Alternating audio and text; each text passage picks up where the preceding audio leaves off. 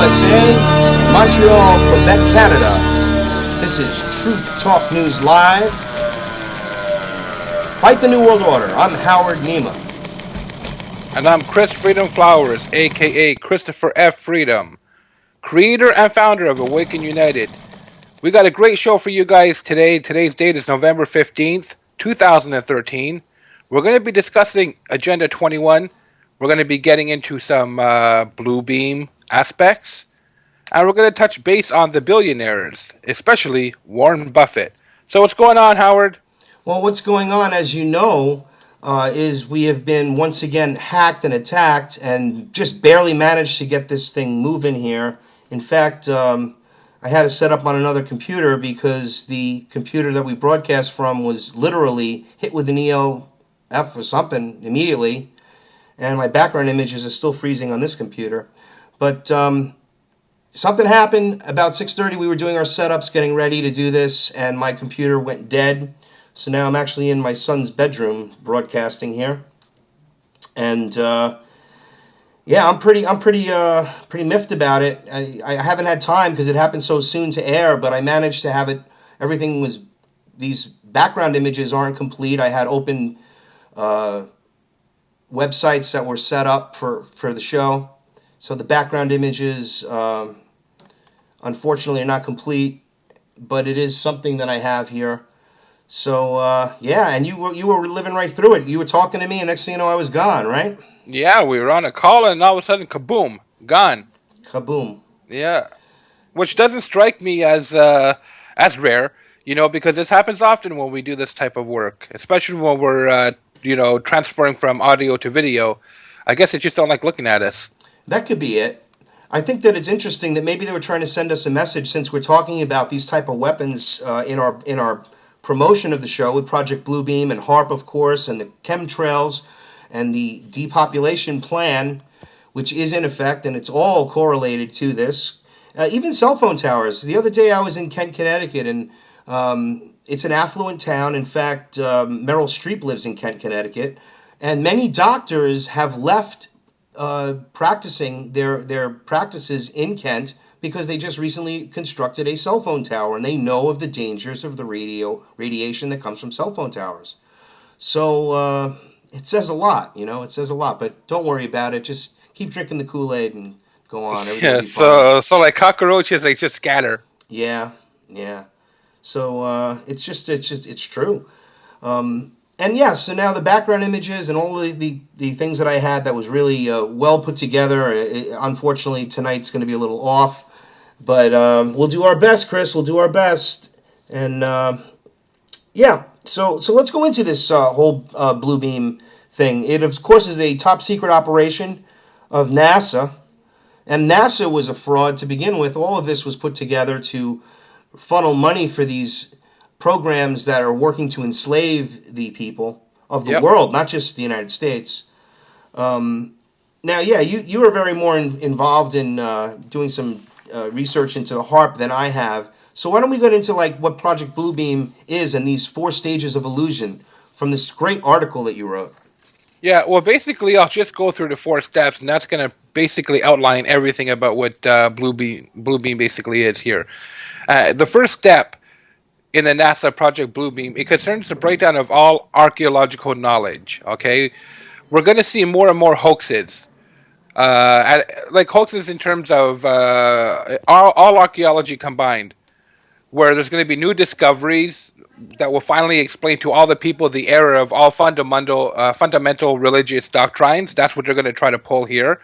The falsification of the information will be used to make all nations believe that their religious doctrines have been misunderstood for centuries and basically misinterpreted.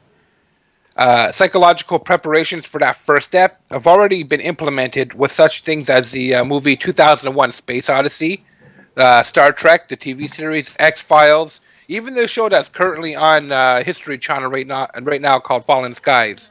Right. Okay? So that's basically what they're doing, and that's why you see all these television shows based on extraterrestrial activities. And not just TV shows, but movies like Independence Day. And if you've noticed over the past couple of years, they seem to intensify. Oh, I would agree.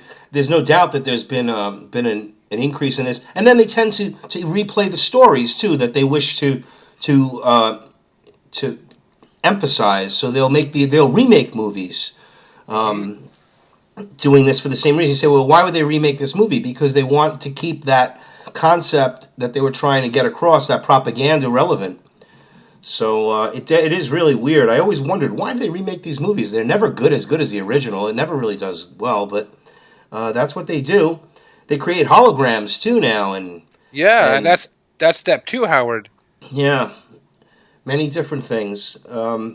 Like you mentioned with all these TV shows, and I noticed it, of course, with the whole mystery religions of Babylon, the Kabbalism, the whole worshipping of Osiris and Isis, the worshipping of the gods Molech, and all of these ancient mystery school religions is what is going on in these secret societies. That is the secret. As you said last week, they're not Christians, they're not Jews, but they appear to be.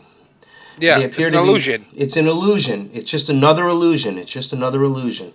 See, it doesn't matter what we believe. It matters what they believe. Correct. That is the truth. Because even if you don't believe that this is what they do, it is what they do. And I'll tell you some strange things. Today I was working and going through a part of Connecticut here it's sort of an affluent area, and I drove by this wonderful tree, and I'm looking at it. Somebody, first I thought it was a stump, like somebody cut it down. It was like 7 or 8 feet tall. Didn't have any. It was cut down, and I looked at it real closely, and I realized, my goodness, it's a bird, and it is a bird. And I took a picture of it, but I don't have. Not gonna be able to show it. I'm gonna definitely post this again. And the bird had on top of it, and then I looked at it really closely. I said, well, what kind of a bird is this bird that they carved the tree artistically, sculptured the tree into the shape of a bird as this gnarled tree. And at top of the bird was an owl. Well, right owl there, worship. Yeah. Molech. Owl worship right there. So there's probably a closet anything. I mean, technically they could be a pedophile. These people that take the kids and the kids get sacrificed, and he's putting it right in the open there. Right in the open. In front of his house. And it's odd, Howard, because... And it looks like art. Sorry, go ahead. It looks like art.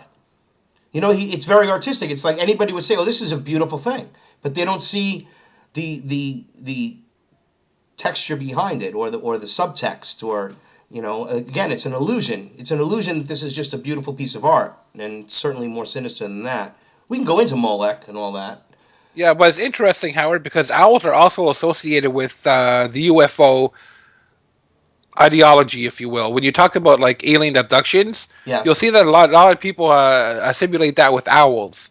So you look at the whole alien agenda. It's kind of similar to the if you will, the following of Molech, in a sense, because it is kind of occultism. It is kind of bordering on, the negativity.